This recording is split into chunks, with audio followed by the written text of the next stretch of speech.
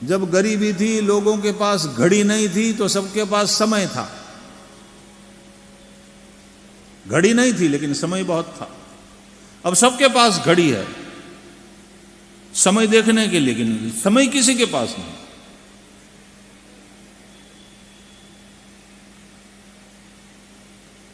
घड़ी समय दिखाती है, और कौन सी घड़ी? वो आपका समय दिखाती है। महंगी वाली घड़ी पहनी है इन्होंने। हमने सुना है करोड़ करोड़ रुपए की घड़ी मिलती है। हे भगवान, वो घड़ी आपका समय बताती है कि इन दिनों पार्टी जोर में है।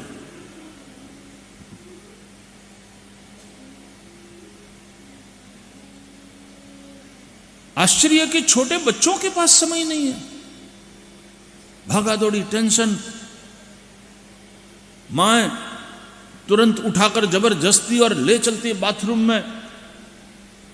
धोती है, नहलाती क्या है बच्चों को धोती है। तुरंत फटाफट स्कूल ड्रेस पहना के चल चल चल, स्कूल बस चली जाएगी, स्कूल बस चली जाएगी। बच्चे को भगाती हुई, जहां देखो सब हड़बड़ी में। फिर इतने बजे आएगा, फिर इतने बजे ये खाएगा, फिर ट्यूशन में जाएगा, फिर ये क्लास होगी, फिर कराटे सीखेगा, ये सीखे। हे भगवान,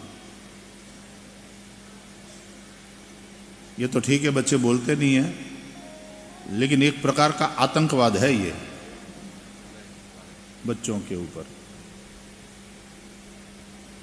भागवत की कथा हम सुन रहे हैं। श्री कृष्ण बलदाव 11 साल तक तो पढ़ने ही नहीं गए थे। कैसा स्कूल, कैसी पढ़ाई, 11 साल तक। पीछे रह गए, पीछे छूट गए। अरे जगत गुरु है, आज भी उनकी कही हुई गाई हुई गीता को समझने की बड़े बड़े पंडित कोशिश कर रहे हैं। समय नहीं है। एसआईटी बिठाओ कि इतने कुछ साधन होते हुए भी समय नहीं है, तो समय गया कहां? उल्टे बचना चाहिए, फालतू समय बहुत बचना चाहिए था। वो समय गया कहां? कहां गया मतलब क्या है? जिसके चलते समय बचता है वही समय खा जाता है वही मोबाइल। किसी ने बहुत ठीक कहा कि एक माता 100 शिक्षक के बराबर है। एक माता 100 शिक्षक के बराबर काम कर सकती है, मोबाइल छोड़े तो।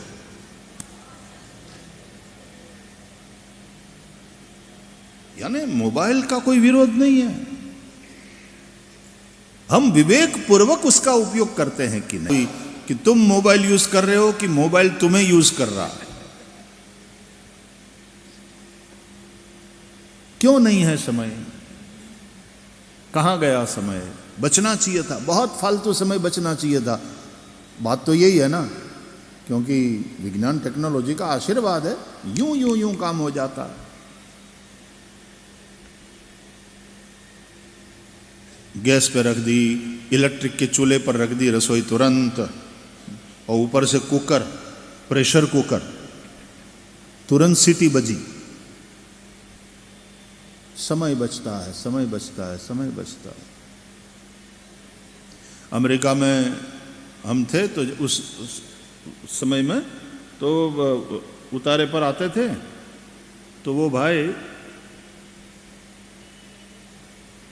आने से पहले ही एक बटन दबा देते थे मोबाइल से सारा, बोले तब तक गर्म हो जाएगा। और हम मोटर अंदर प्रवेश करें उसके पहले तो गराज का द्वार ऊपर कि साहब आ गए। मैंने कहा ये कैसे पहचान लेता है? बोले टेक्नोलॉजी भाई। वो गराज का दरवाजा खुले तब तक भी राह नहीं देखना पड़ता, सीधे कार अंदर।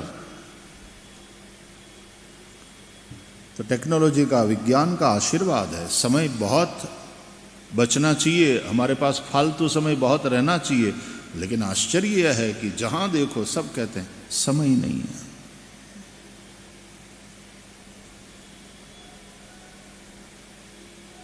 अब यदि अनुकूल आवे तो चलो दैनंदिनी सेट करते हैं।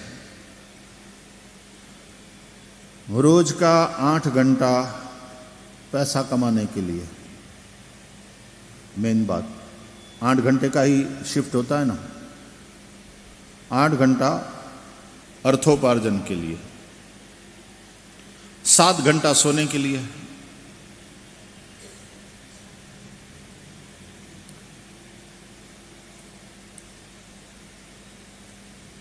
मेन तो 2 ही काम है। कितने हो गए?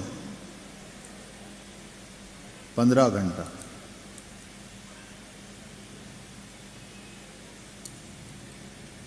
छह घंटा खाना पीना, आना जाना, नहाना धोना, टीवी देखना,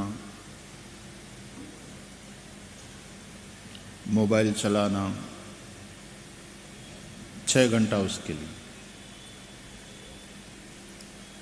कितना हो गया? 21। कितना बचा? उसकी बात हो रही है। 3 घंटा, सुबह 1.5 घंटा सत्कर्म, शाम को 1.5 घंटा सत्संग।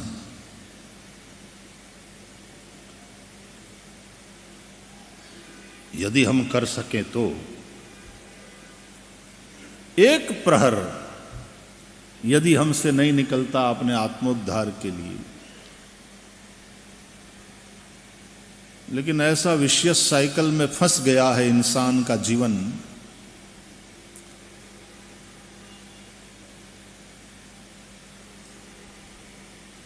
वो इतना मेहनत करता है, पूछते हैं कोई इतना भाई क्यों मेहनत करते हो? मेहनत नहीं करेंगे तो खाएंगे क्या? कमाएंगे तो खाएंगे। अच्छा, खाने के लिए बैठते हैं, पूछो क्यों खाते हो? बोले खाएंगे नहीं तो कमाएंगे कैसे? तो खाने के लिए कमाता है, कमाने के लिए खाता है।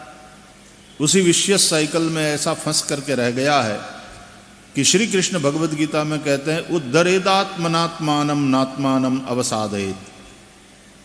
तुम अपना उद्धार करो, इन सब चीजों में तुम अपने आप को इग्नोर मत करो। व्यक्ति सबसे ज्यादा अपने को इग्नोर करता है, आत्मोद्धार नहीं कर पाता। स्वयं की उपेक्षा और सबकी अपेक्षाओं पर खरा उतरने के लिए इतना ज्यादा मेहनत करता है, और अपनी उपेक्षा।